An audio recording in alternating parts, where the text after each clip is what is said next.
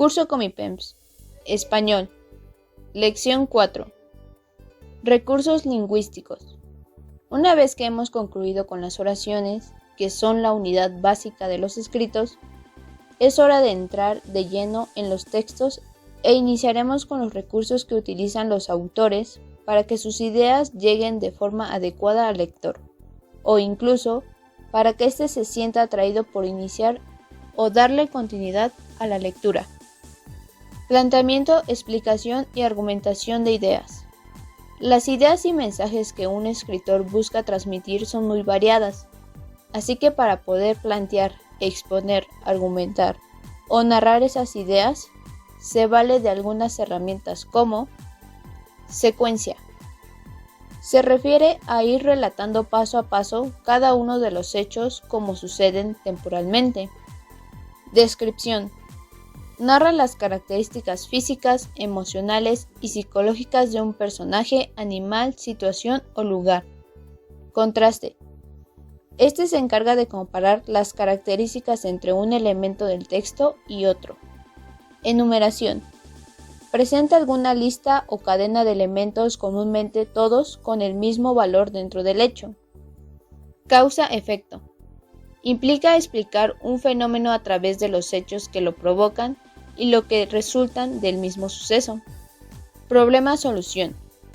A través de una explicación de una problemática se propone en conjunto una posible respuesta que lo resuelva.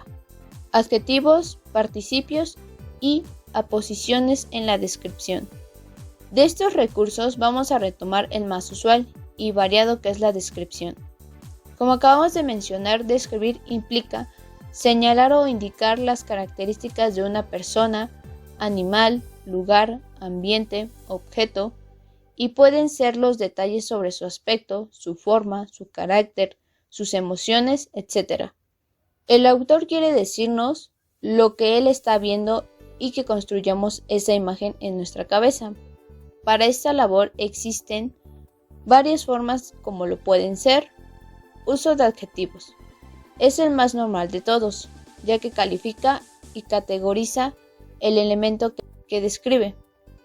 Por ejemplo, la mesa es café y larga. El perro es amistoso y obediente.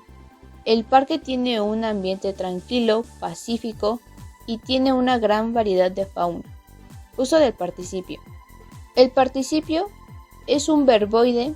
Esto quiere decir que proviene de un verbo, pero no cumple la función de un verbo, pues no está cumpliendo una acción en un tiempo verbal. En este caso, los participios ayudan a describir y los identificamos por su terminación to, so y cho. Por ejemplo, el contrato está firmado, los zapatos están desatados, el trato está hecho, el cliente se fue satisfecho, el cachorro está despierto. Uso de aposiciones. Brinda más detalles del elemento que describen a través de sustantivos que complementen la descripción. Por ejemplo, el caballo del establo, que se llama Ráfaga, es muy glotón y amistoso. Uso del tiempo pretérito y copretérito en las narraciones y descripciones. Ahora bien, para describir situaciones, sucesos y hechos, para que el lector haga el mismo ejercicio de recrear el momento y los personajes en su imaginación, tiene frente a él los tiempos del pretérito y copretérito, que sirven para presentar hechos que iniciaron en el pasado. Veamos cada uno de forma individual. Uso del pretérito o pasado simple. Se utiliza para describir hechos que ya han sido finalizados, haciendo posible que la acción se observe más lejana. Por ejemplo, en la oración, en la clase de ayer tuve una participación y comenté el tema en el debate. Gracias a eso saqué una buena calificación. Hay varios verbos conjugados en este tiempo y nos brinda la sensación de que es una acción concluida. Uso del copretérito o pasado imperfecto. Aunque también inició la acción en un pasado, no demuestra que haya sido terminada. Lo identificamos por su terminación aba o ia, y se ejemplifica así: yo podía iniciar a estudiar, pero el frío me congelaba. y no me dejaba concentrar. Cuando me di cuenta, ya me había dormido. En esta oración, los copretéritos se congelaba, dejaba y había muestra que han sido iniciados, pero es una situación que perdura en la descripción. Tipos de texto. Textos informativos. Propósitos y características de los textos informativos. Los textos informativos tienen el propósito de presentar información profesional y veraz de un tema específico, dirigido hacia un lector interesado en conocer más de ese tema y abordarlo. Su principal característica es que se basa en temas de la realidad, como la ciencia, la historia, las artes, la medicina, los animales, etc. En este tipo de textos presentan datos totalmente objetivos, haciendo a un lado cualquier tipo de juicio personal o moral que tenga el autor. Además, tiende a utilizar un lenguaje especializado y ordenado que le brinde más profesionalismo. También es fundamental que esté sustentado en una bibliografía y que utilice notas a pie de página que nos den referencia de las fuentes que respalden la información que presenta. Los podemos hallar en revistas científicas, artículos de difusión, libros especializados, folletos informativos y demás fuentes aprobadas por medios académicos. Tipos de textos. Documentos legales y administrativos. Como su nombre lo dice, son papeles que brindan legalidad. Esto se refiere a que tienen validez ante una autoridad oficial. Permiten que dos o más ciudadanos tengan un trato entre ellos respaldado por la ley, o bien son necesarios para la correcta comunicación entre un gobierno o una empresa y los individuos. Propósitos de los textos legales y administrativos. Entre sus ejemplos está hacer constar la propiedad o título que posee una persona o sociedad. También son usados para formalizar un negocio, intercambio o relación laboral o personal. Además dan validez a los datos de una persona o empresa, como sus nombres, dirección, ingresos de dinero, gastos, CUR y muchísimos más. Estos documentos deben contar con elementos que certifiquen y permitan al receptor tener la confianza de que es verdadero y real. Para evitar la falsificación, utilizan elementos de seguridad como firmas, sellos, enlaces a Internet, hologramas, etiquetas o códigos QR. Uso y función de los verbos deber, poder, tener y haber que. La gran mayoría de estos documentos tienen una intención de dar una orden, por lo que usan un recurso gramatical llamada perífrasis, que consiste en la unión de dos o más verbos, donde al menos uno está conjugado y el otro es infinitivo, siendo dejar, poder, tener y haber los más recurrentes, como en estos ejemplos. Deber. El señor Fuentes acordó deber 2.000 a la casa de empeño. Poder. Por medio de esta carta firmada, mi hijo adquiere poder para retirar mi pensión. Tener.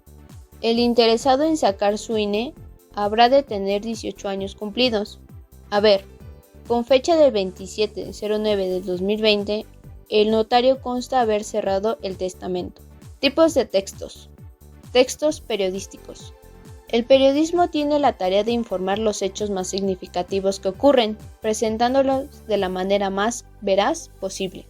Cuenta con diferentes géneros periodísticos como política, economía, deportes, espectáculos, nota roja, internacional, entre otros. Además, tienen también diferentes audiencias y amplitudes, ya que hay medios locales, nacionales y otros hasta internacionales. O bien, existen algunos periodistas que escriben para los niños, para los empresarios, para el gobierno, para los adultos mayores, etc. Los textos periodísticos están escritos en prosa y buscan no alejarse mucho en el pasado, para que sigan siendo de interés público. Suelen contener un lenguaje serio, pero no especializado, debido a la gran audiencia que tienen estos medios, muy por encima de los textos informativos. Propósitos de las noticias, reportajes y artículos de opinión. Ya que hemos visto las características, contamos con tres tipos principales de notas dentro del periodismo. Noticia. Contiene la información de los hechos actuales que le permiten al lector estar al tanto del acontecer diario. Reportaje. Es el resultado de una investigación más profunda.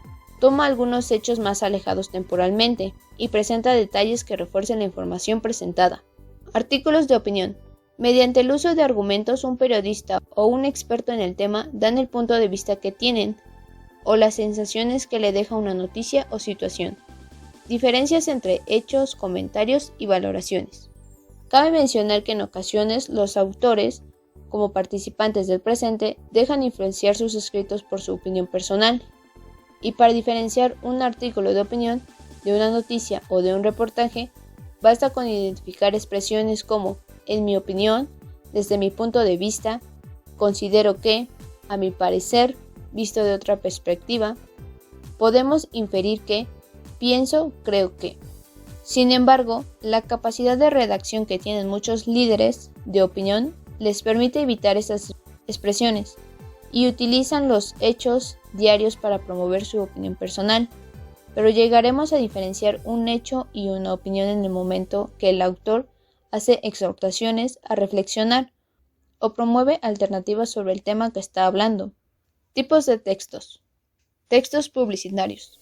Estos textos tienen la intención de promover eventos, productos o hasta ideas con el objetivo de ser consumidos por el público. Es por ello que están pensados totalmente en causar una sensación o respuesta del parte del receptor. Función e impacto de la publicidad en la sociedad. La búsqueda de las empresas por incrementar sus ventas al máximo llevaron a que su publicidad se adentre cada vez más en las sociedades y los alcances que han tenido las marcas en los últimos 150 años, aproximadamente. Han ido creando estereotipos sociales, estéticos y culturales que han sido adoptados por las masas. El problema de esto recae en que muchos de estos estereotipos no son más que ideales difíciles de alcanzar, hundiendo a los clientes en la búsqueda de un estatus o imagen que, en caso de no alcanzarse, causan inseguridad y dificultades en los círculos sociales de los consumidores.